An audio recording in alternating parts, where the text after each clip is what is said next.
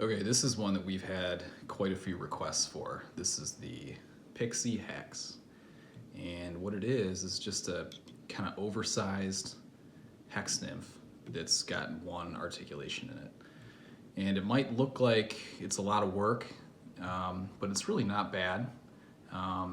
And I think that the effort required to tie these is worthwhile because the steelhead and the trout, they just get so much pressure in the late winter, early spring that if you can throw something that's a little bit more realistic and kind of stands out from the rest, if you will, I think you just end up hooking more fish, and at the very least you end up fishing with more confidence. So some people would disagree with that, and that's fine, but I just think that the little extra time it takes to tie these jointed flies is worthwhile. So like I said, this is just a giant, well, fairly giant hex nymph. It's one shank in the back here, tied to a 1760 in a size 6. And this hook's nice. It's very stout. It's got a down eye, which is good, and it's got a slight curve to it, which I'm a big fan of. So, and then the shank is a 20 mil shank.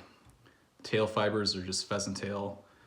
The body is just S-TAS with some tufts of laser dub lashed in and trimmed. And then the front is just your standard, you know, from there it's just a standard steelhead nymph. It's just S-TAS with soft hackle and some eyes. So some people might think it's too much, you know, overkill, but I don't know. I don't. I enjoy tying flies, and I think it does make a difference. So if you got the time and you're willing to take a deep breath and dive in, and I think it's fun, and like I said, you fish it more confidently. So let me show you how this is done. We're gonna start with our shank, and this is a 20 mil shank.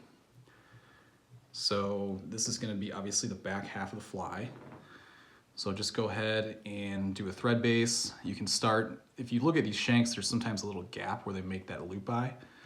So I like to sort of fill that with threads so your joint wire doesn't, you know, slide through that gap. Then go ahead and close it. Give yourself a nice base here. Okay, that's good. Get rid of your tag. So on this one, I kind of went nuts and put three fibers in for the tail, this is overkill. You don't need to do that. But usually I just put 2 in, so I'll show you how to do that. That's just a piece of pheasant tail. So we're gonna peel off 6 or 8 individual fibers off the main quill, and then sort of splay them out so we've got an even number in each tuft. So here we go, that's 3 and 3. So if you look at these shanks, there's a kind of a flat surface that we're gonna use to help splay these apart. So we're gonna lay this on about the same length as the shank. So then make sure that these fibers are kind of running on the flat surface of the shank here. Might be hard to see, but see how they're sort of running down the sides?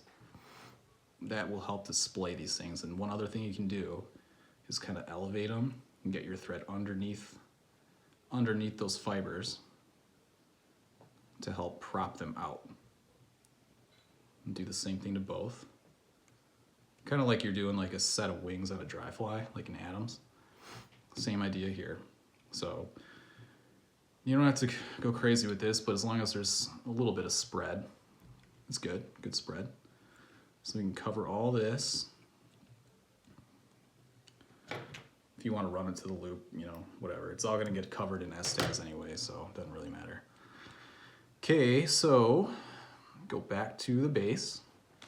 And then our body is primarily this crustacean tan S-TAS.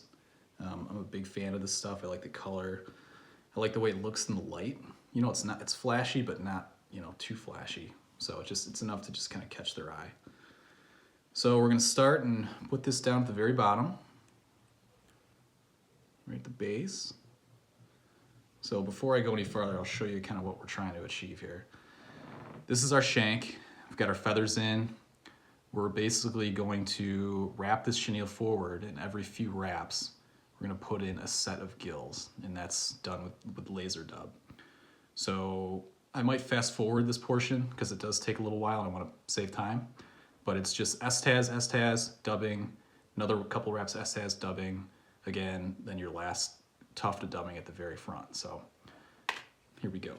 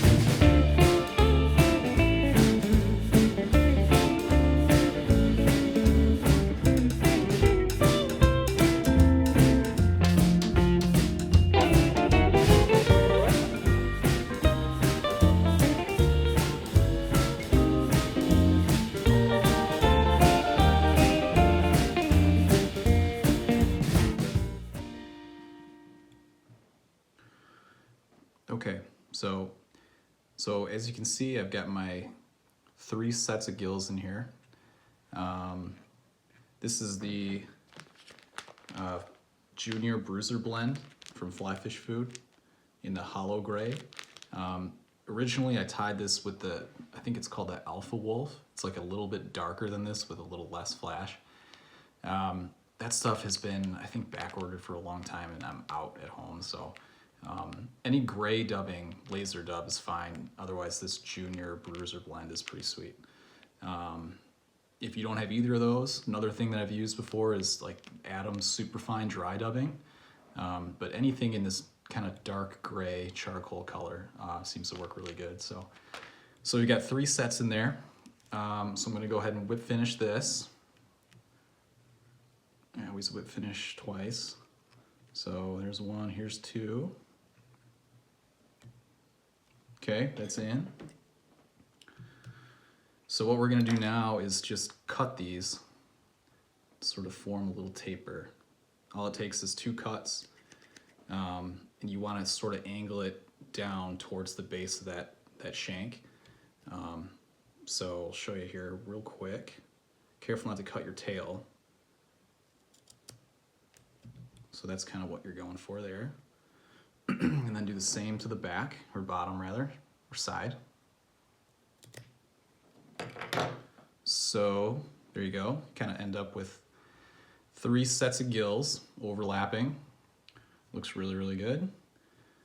So that's our back half of the fly, and it's done. So not too bad, but again, some people would think it's overkill, but just like anything, once you get the hang of this and start really getting into a rhythm, it's not horrible. So that's our back, and then our front is again the 1760 in a size 6, size 6. So with this, you can just, first things first, just do your thread base. Just cover this whole thing until you're sort of right in front of the barb of the hook. In between the barb and the point. Somewhere in there is where you want to stop. So then before I do anything on this, I like to put the eyes in, and then this is a set of large bead chain eyes. You can use the mono eyes, but I don't know, I'm kind of moving toward the bead chain eyes because they seem to be a little bit more durable than those plastic mono eyes.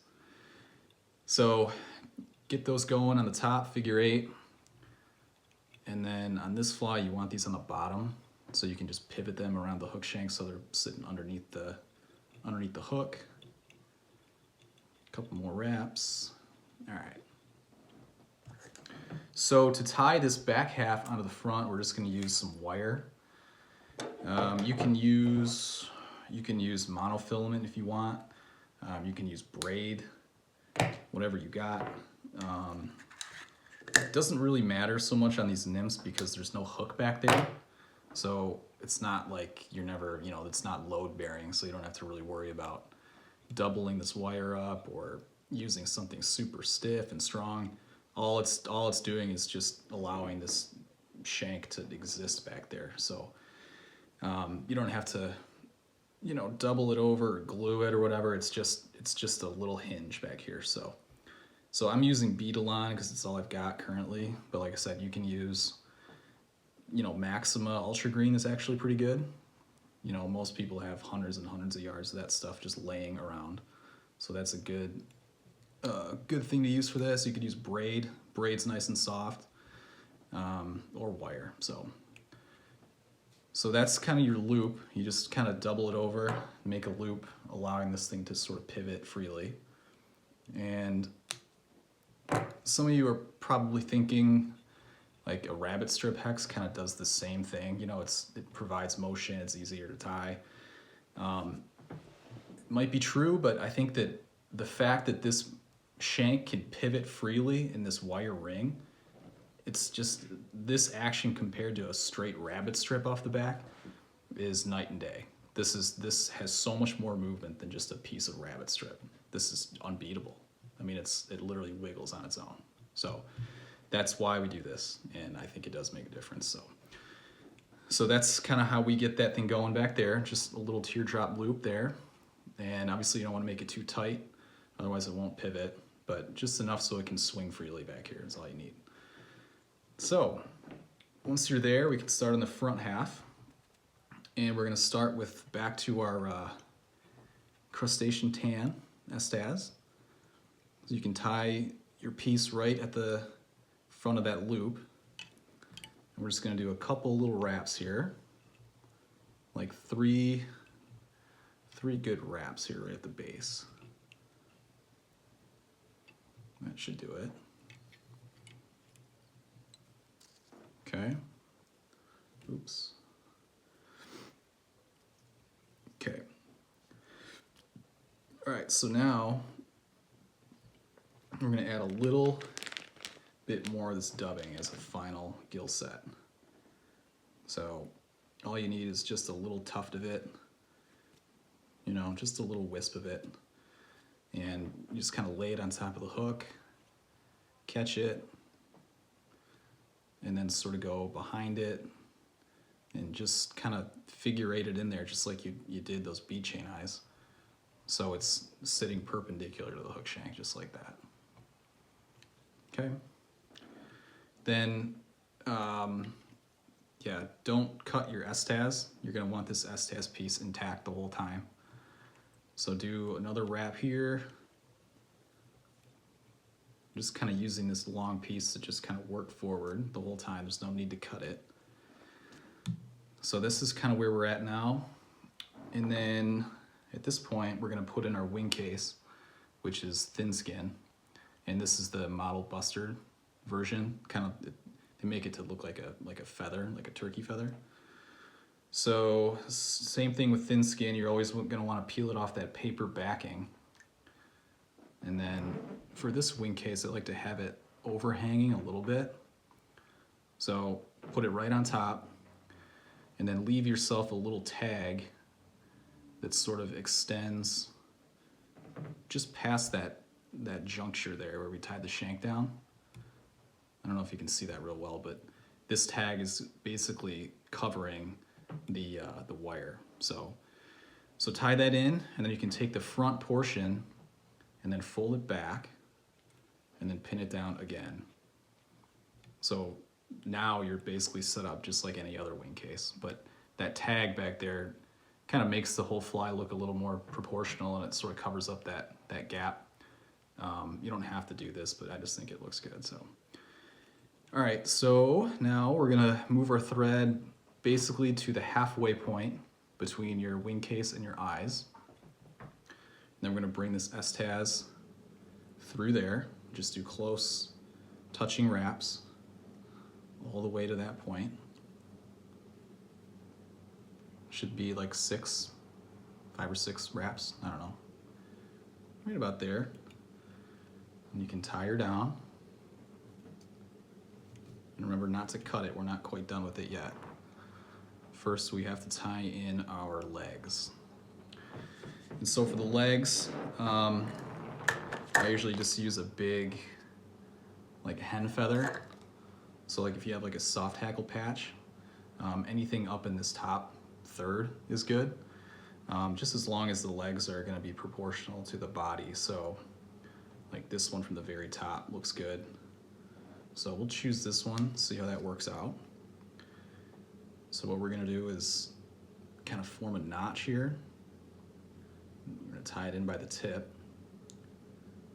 Okay. So you can lay that in right there. And these feathers are very, very soft, unlike a mallard, where the quills are super stiff and they kind of fight you. These soft hackle patches, these feathers are nice and soft, so you can't really, it's just, they're more forgiving and easier to work with, so. Okay, so we've got our legs in, we've got our S-TAS set up. So now all we do is just finish with this. Just go all the way to the eyes. Shouldn't take a lot, should take, 4 wraps or so. And we're gonna bury it right there, right behind the eyes. So once you get there with your S-TAS, then you can kill it, then it's done. Okay. All right, so now we just take this guy and then just kind of palmer it through here. Nice and easy. Should take, a couple turns, 3 or 4 turns. And you want to land it right behind the eyes.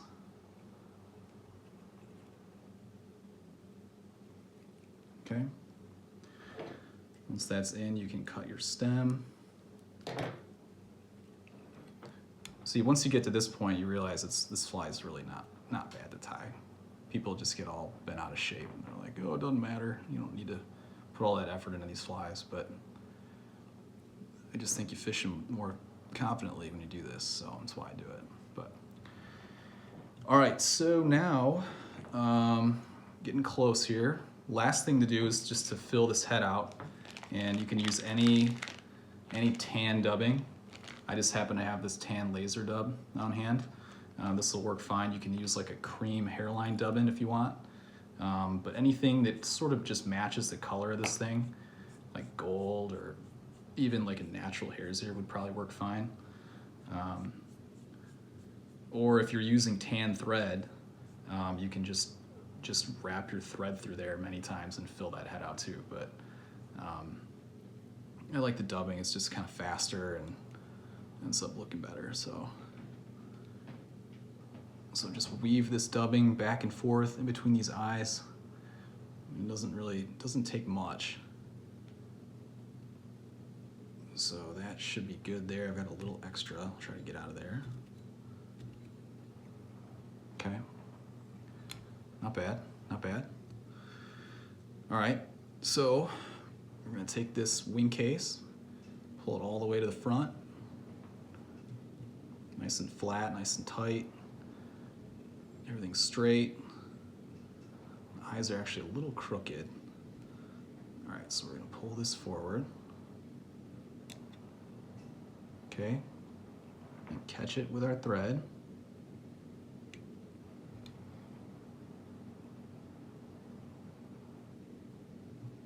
All right, so that's in. Oh my God, I just realized I didn't trim these. Sorry, back up, rewind. Oh my God. So before you do anything else, you gotta trim this tuft of dubbing here, so I'm just gonna go ahead and quick and just trim this. Sorry, totally forgot to do that. So we should end up with 4 tufts of dubbing. Totally forgot to trim that, my bad. Anyway, wing case is down, flip it back up, get one on the hook, pull this forward, another wrap, and then finish right on the hook. And then you can whip it twice. Okay, good. Thread gone. And then we're gonna get rid of this excess thin skin. So that's basically, that's it. At this point you can add whatever you need to. I always put a little bit of this UV stuff in between the eyes and the bottom. Gives it a little more durability, prevents the whip finish from coming out, and prevents those eyes from spinning. So that should be good there. And then I do like to put a slight coating on top because it just ends up looking nicer. Just enough to give it a little bit of a sheen. So that's it. That's the PIXIE HEX. One thing on this one that I did is the eyes are a little bit too far forward, I would say. I like to have a little bit of dubbing in front of the bead chain eyes, but the fish don't care. So, but that's the basic idea. It's really not that hard to tie. And like I said, I think it's worth the little bit of effort that's involved. And then these things look really, really good when they're wet. I mean, it's just insane. So if you put this in front of a fish that's at all hungry or, you know, hormonal or territorial, I can almost guarantee you it will get eaten. That's why I tie flies like this. I mean, it's like I said, some people aren't into it, but it's just the fact that you're showing them something different that's very lifelike that it just sells itself. So that's it. That's the PIXIE HEX. Tie some of these up. Let us know what you think, and subscribe if you haven't already. Thanks.